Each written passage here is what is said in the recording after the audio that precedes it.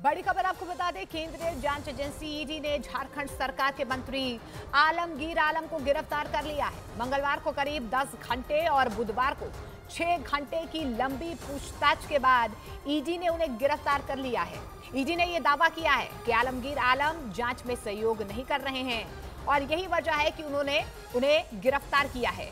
Tender घोटाले में ED ने हाल ही में आलमगीर के निजी सचिव संजीव लाल के नौकर जहांगीर आलम के ठिकाने समेत 6 लोकेशंस पर रेड की थी, जिसमें करीब 37 करोड़ रुपए बरामद हुए थे। ईडी के अफसरों ने रेड के दौरान जहांगीर के घर के कोने कोने से नोटों के पैकेट निकाले थे। वहां इतने नोट मिले थे कि गिनने के लिए नोट गिनने वाली मशीनें मंगवानी पड़ गई थी। रेड के तुरंत बाद संजीव लाल और जहांगीर को गिरफ्तार कर लिया गया था। ईडी ने उनसे लगातार 7 दिन तक लंबी पूछताछ की और कैश कांड की परतें खोलने की कोशिश की, क्योंकि ईडी को इस बात की आशंका थी कि कैश कांड के पीछे संजीव लाल और जहांगीर केवल एक मोहरा भर हैं। खेल का असली खिलाड़ी कोई और ही है। इसीलिए ईडी ने पूछताछ के दौरान कांग्रेस नेता आलमगीर आलम और उनके निजी सचिव रहे संजीव लाल को आमने सामने बिठाकर पूछताछ की। संजीव लाल और जहांगीर दोनों ईडी की रिमांड में हैं। ईडी के मुताबिक जहांगीर के कमरे से कैश मिलने के बाद संजीव लाल के ऑफिस से भी कैश बरामद किया गया था। झारखंड के ग्रामीण विकास विभाग के पूर्व चीफ इंजीनियर वीरेंद्र राम की गिरफ्तारी के बाद से ही आलमगीर आलम ईडी की जांच के दायरे में आ गए थे और करीब 16 घंटे की पूछताछ के बाद उन्हें गिरफ्तार कर लिया गया। आलमगीर आलम की गिरफ्तारी के बाद बीजेपी ने कांग्रेस पर हमला बोला। झारखंड सरकार एक बार फिर से एक्सपोज हो गई अपने काले कारनामों के लिए। देश में झारखंड को उन्होंने एक बार फिर से शर्मसार किया। बीजेपी ने दावा किया कि आलमगीर आलम ही कैश कांड के मास्टरमाइंड हैं। झारखंड में लोकसभा के 3 चरणों का चुनाव अभी होना है। इससे पहले कैश कांड में कांग्रेस के बड़े नेता की गिरफ्तारी को बीजेपी ने मुद्दा बना लिया। दिल्ली के पास हरियाणा की फरीदाबाद लोकसभा सीट से कांग्रेस प्रत्याशी महेंद्र प्रताप सिंह का भरे मंच से बीजेपी के नेताओं को गाली देते हुए एक वीडियो वायरल हो गया।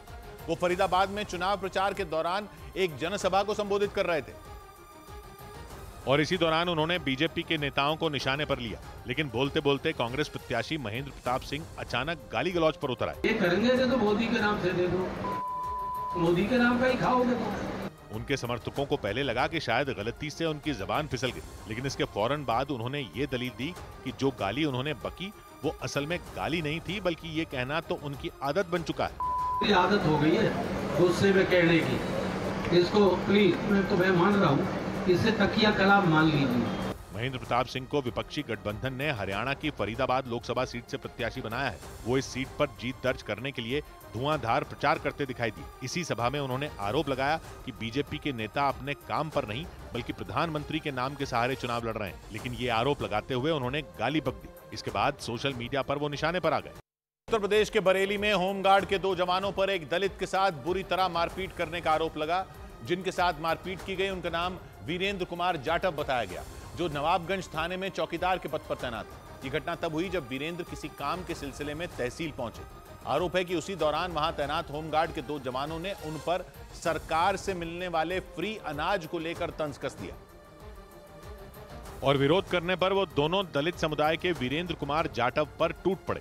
इस घटना का जो वीडियो सामने आया उसमें होमगार्ड के वो दोनों जवान तहसील के बाहर वीरेंद्र को जमीन पर गिराकर बुरी तरह पीटते दिखाई दिए। होमगार्ड का एक जवान तो जूता पहनकर उनके सिर पर चढ़ता नजर आया, जबकि दूसरा जवान उन पर मुक्के बरसाता रहा।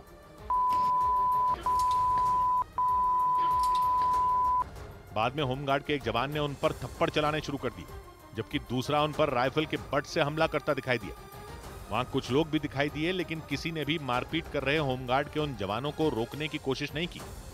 होमगार्ड के इन दोनों जवानों के नाम वीर बहादुर और रामपाल बताए गए। जानकारी के मुताबिक वीरेंद्र से मारपीट तब हुई जब वो किसी काम के लिए तहसील आए थे। आरोप है कि उसी दौरान इन दोनों ने उन पर सरकार की तरफ से फ्री का अनाज लेने और वोट नहीं देने पर तंज कस दिया। लेकिन जब वीरेंद्र ने उनका विरोध किया तो उन दोनों ने उन्हें जमीन पर गिराकर पीटना शुरू कर दिया। बाद में पुलिस ने उनकी शिकायत पर केस दर्ज कर दोनों आरोपियों को हिरासत में ले लिया। दिल्ली पुलिस ने एक ऐसे शातिर चोर को पकड़ने का दावा किया जो सिर्फ प्लेन में चोरी करता था। मतलब जब प्लेन के अंदर लोग अपना सामान सुरक्षित रखकर चैन से बैठे रहते थे, तब ये उन्हें लाखों की चपत लगा देता था। दिल्ली पुलिस के मुताबिक उसने सिर्फ चोरी के लिए 1 साल में कम से कम 200 बार प्लेन में सफर किया और हर बार लोगों के कीमती सामान पर हाथ साफ किया। लेकिन दिल्ली पुलिस ने लंबे वक्त तक उसका पीछा करने के बाद आखिरकार उसे धर दबोचा। पुलिस के मुताबिक राजेश कपूर नाम का ये शातिर आरोपी अमेरिका जाने वाली उड़ानों में सिर्फ और सिर्फ बुजुर्ग यात्रियों पर नजर रखता था। इसके बाद वो मौका मिलते ही उनके बैग से सोने के जेवर और कीमती सामान चुरा लेता था। जब प्लेन हवा में होता था तब ये चोरी की घटना को अंजाम देता था और इसके बारे में लोगों को अपने घर आकर पता चलता था।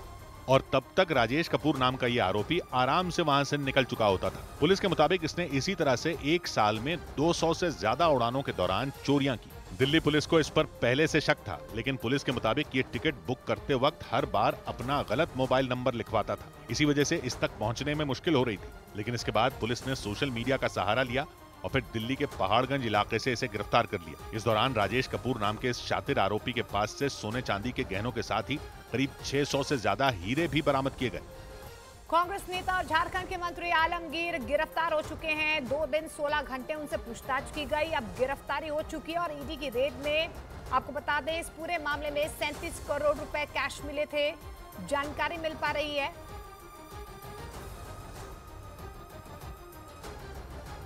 कि इस पूरे मामले में वो सहयोग नहीं कर रहे हैं और यही वजह है कि ईडी की तरफ से ये कार्रवाई की गई। इस बीच आपको बता दें राहुल और सोनिया गांधी के वीडियो एल्बम पर प्रधानमंत्री नरेंद्र मोदी ने तंज कसा है। पीएम मोदी ने कहा है कि अपने माता पिता दादा को अगर आपने देखा हो तो क्या उनको याद करने के लिए उनको एल्बम खोलनी पड़ती है। इनकी हालत तो ऐसी है कि अपने माता पिता को याद करने के लिए एल्बम खोल के देखना पड़ता है कि अच्छा ये भी हुआ था।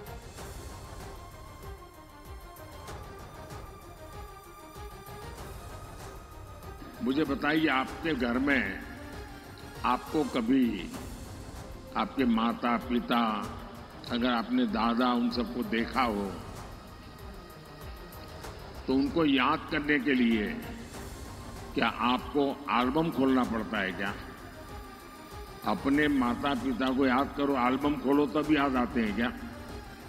इनकी तो हालत ये है कि अपने माता पिता को याद करने के लिए एल्बम खोल के देखना पड़ता। अच्छा ये है, ये जिनकी स्थिति है जी।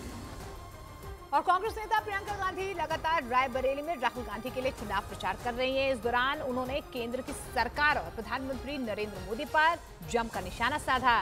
प्रियंका गांधी ने कहा कि प्रधानमंत्री नरेंद्र मोदी चुनाव के समय अजीब सी बातें कर रहे हैं। प्रधानमंत्री कहते हैं कि आपके पास 2 गाड़ी है तो कांग्रेस 1 गाड़ी ले लेगी, एक्सरे मशीन लगाएगी और आपके गहने चुरा लेगी। आपके 2 भैंसें हैं तो 1 भैंस चुरा लेगी। उन्होंने हंसते हुए वहां पर मौजूद लोगों से कहा, भैंसों को पकड़ लो, क्या पता मैं चुरा लूं, मैं कांग्रेस की नेता हूं। ये मोदी जी कह रहे हैं देश के सबसे बड़े पद को पर आसीन हमारे प्रधानमंत्री कि सावधान हो जाइए, कांग्रेस पार्टी एक एक्सरे की मशीन लाएगी, आपके घरों में घुसेगी, आपके गहने मंगलसूत्र ले लेगी और किसी और को दे देगी। ये कह रहे हैं, गुजरात में गए, इन्होंने कहा कि सावधान रहिए, अगर आपके पास 2 भैंसे हैं तो कांग्रेस पार्टी 1 भैंस चुरा लेगी। बताइए, भैंसों को पकड़ लो, मैं आ गई हूँ, कांग्रेस की नेता हूँ, क्या पता चुरा लूं।